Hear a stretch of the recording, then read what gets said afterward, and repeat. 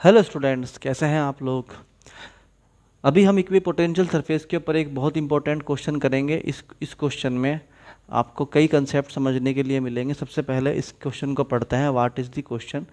Prove कीजिए work done जो होगा moving A charge on equi potential surface is zero. अगर आपके पास एक इक्वी पोटेंशियल सरफेस है और आप उस पर किसी चार्ज को मूव कराना चाहते हैं, देन उसको मूव कराने के लिए आपको कोई वर्क डन नहीं करना पड़ता, यानी आपको कोई वर्क नहीं करना पड़ता, आपको कोई एनर्जी लॉस नहीं करनी पड़ती। ये कंसेप्ट बहुत इंपॉर्टेंट है to understand the concept of orbitals. Electrons orbitals में बगैर एनर्जी को लॉस किए कैसे घूमते रहते हैं इनफाइनाइट टाइम तक। ये कंसेप्ट इसी के बाद आपका हल होगा और इस लेक्चर के एंड में मैं बताऊंगा कैसे वो इलेक्ट्रॉन्स घूमते हैं उन ऑर्बिटल्स के अंदर। तो सबसे पहले समझिए इस क्वेश्चन को। मान लीजिए आपके पास एक चार्ज है Q। कौन सा चार्ज है बच्चों? Q। और आप इसके चारों तरफ एक स्फेरिकल सरफेस डेवलप करते हैं जिसमें बेसिकली आपने 3 पॉइंट लिए, A, B एंड C, और उन तीनों की डिस्टेंस सेंटर से कितनी होगी बच्चों? That will be R। कितनी डिस्टेंस होगी बच्चों? That is R। तो हमने कहा कि भाई इसका सॉल्यूशन लिखते हैं। इसका सॉल्यूशन क्या है कि let there is a spherical surface या equipotential surface, equipotential surface around a charge Q, जो कि कहाँ रखा हुआ है? सेंटर पे। ठीक है। और ये जो स्फेरिकल सरफेस है इसके ऊपर 3 पॉइंट्स हैं and there are 3 points A, B and C at this surface. इस सरफेस पर 3 पॉइंट्स हैं। कौन कौन से बच्चों? A, B and C। तो मान लीजिए एक टेस्ट चार्ज हम लेते हैं Q0, उसको यहाँ से यहाँ लाते हैं यानी कि B पर, और फिर Q0 को ले जाते हैं कहाँ पर बच्चों? C पर। तो let a test charge Q0 is taken from A to B to C।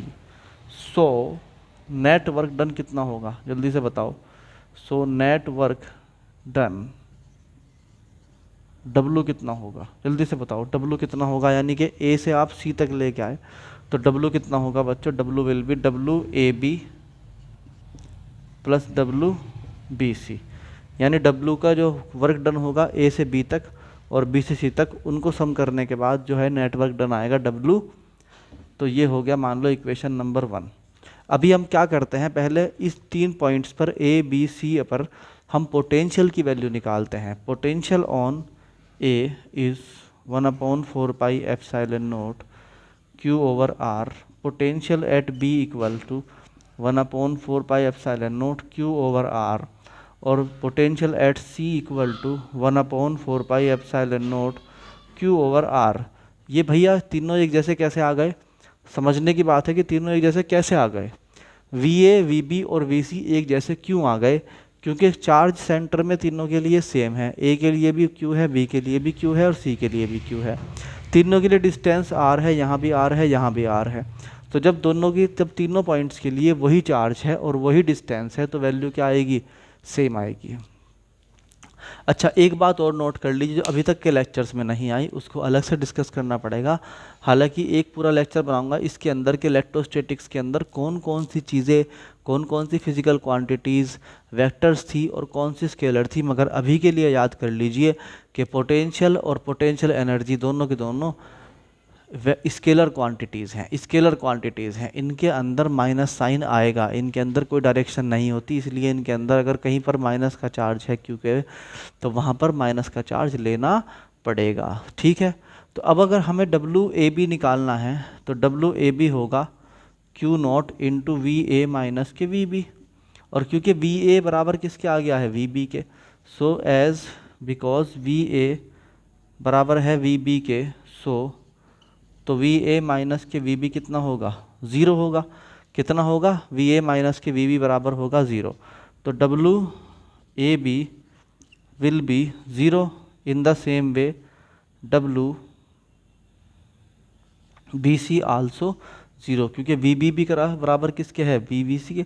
तो पहले अगर मैं लिख भी दूँ, मान लीजिए क्यू, तो हम कहेंगे भैया पहले यहाँ पे देखो फॉर्मूले में Q naught into V B minus के वी सी लिखना पड़ेगा।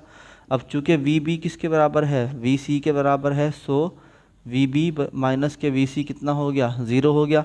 तो इस तरीके से हम क्या कह सकते हैं, क्योंकि पोटेंशियल डिफरेंस ही ज़ीरो है, पोटेंशियल सेम है, तो ये जब दोनों का पोटेंशियल ही सेम है पॉइंट्स का, तो जिस पॉइंट से ले जा रहे हैं और जिस पॉइंट पर ले जा रहे हैं अगर उनके पोटेंशियल सेम है तो पोटेंशियल डिफरेंस ज़ीरो आएगा। और अगर पोटेंशियल डिफरेंस ज़ीरो आएगा तो वर्क डन भी ज़ीरो होगा। So we put all the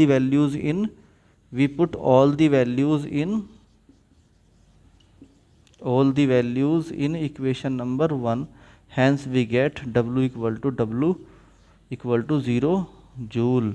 एक बार और इस कंसेप्ट को समझ लीजिए ध्यान से। आपके पास एक क्वेश्चन था, प्रूव कीजिए, प्रूव दैट वर्क डन जो हमने यहाँ निकाला वर्क डन, वो क्या है, ऑन मूविंग ए चार्ज, हमने चार्ज कौन सा लिया था, क्यू नॉट, उसको मूव करा रहे हैं कहाँ पर, ऑन इक्विपोटेंशियल सरफेस ये स्फेरिकल सरफेस थी, इस ज़ीरो, हमें प्रूव करना है कि वो ज़ीरो है। तो उसके लिए सबसे पहले हमने क्या किया, let there is a spherical equipotential surface, मान लो एक स्फेरिकल इक्विपोटेंशियल सरफेस है जो कि अराउंड एक चार्ज के है, इस चार्ज के अराउंड है, and there is 3 point A B C, इसमें 3 पॉइंट हैं ए बी एंड सी, और उन पॉइंट्स पर हमें इस सरफेस पे हैं, मान लीजिए एक टेस्ट चार्ज है क्यू नॉट, जिसको हम ए से बी लाए और फिर बी से सी ले गए, और फिर W बराबर हो गया WAB प्लस WBC। ठीक, यानी कि वर्क डन जो होगा वो WAB प्लस WBC के होगा। तो जो पोटेंशियल था ए पॉइंट पर, that was 1/4 pi epsilon naught Q upon R, VB equal to 1/4 pi epsilon naught Q upon R, and VC equal to 1/4 pi epsilon naught Q upon R. इन तीनों से पता लगता है कि तीनों के तीनों बराबर हैं, दैट इज़ VA बराबर है VB बराबर है VC के। मैं अलग से लिख देता हूँ कि VA जो है वो हमारा किसके बराबर आया था, VB के बराबर आया था, तो VC के बराबर आया था। इसलिए जब हम फॉर्मूला लिखेंगे किसका, A से B का, तो that will be Q not into VA minus VB, और VA माइनस VB में क्योंकि VA बराबर है VB के, इसलिए यहाँ पर क्या हो जाएगा, ज़ीरो। तो इसी तरीके से VB माइनस VCB क्या हो जाएगा, ज़ीरो। सो W कितना हो जाएगा, 0 जूल। बच्चों ये था हमारा एक important question for the board. Now go to the next topic. Thank you.